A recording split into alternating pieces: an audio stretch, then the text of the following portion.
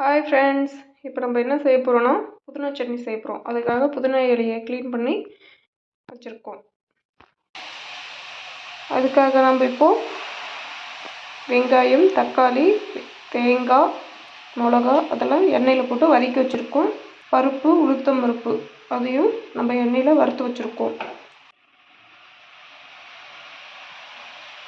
இதை நம்ம எண்ணெயில் நல்லா வதக்கி எடுத்துக்கலாம். புதினா தலையை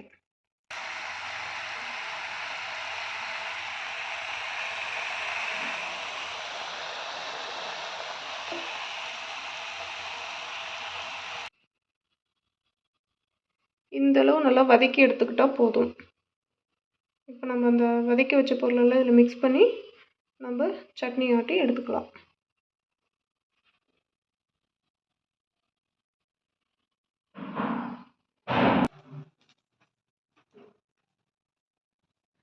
இதில் நான் இப்போ என்னென்ன போட்டிருக்கேன்னு ஒன்று சொல்லிக்கிறேன். ஃபஸ்ட்டு நம்ம உளுத்தம் பருப்பும் கடலைப்பருப்பும் எண்ணெயில் வறுத்து எடுத்துக்கிட்டோம். அதுக்கப்புறம் பூண்டு, வெங்காயம், தக்காளி அதையும் நல்லா எண்ணெயில் வதக்கி எடுத்துக்கிட்டு அதுலேயே புளியும் சேர்த்து வதக்கிட்டோம். மிளகா இது எல்லாத்தையும் சேர்த்து வதக்கிட்டு அதுக்கப்புறம் புதினா தலையை நல்லா எண்ணெயில் வதக்கி எடுத்துக்கிட்டோம். இதுக்கு உப்பு சேர்த்திக்கலாம். இப்போ இதெல்லாம் சேர்த்து மிக்ஸ் பண்ணி சட்னி ஆட்டிக்கலாம். வாங்க.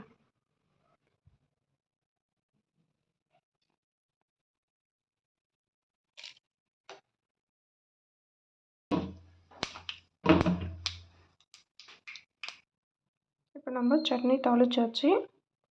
அதுக்கு நம்ம தோசை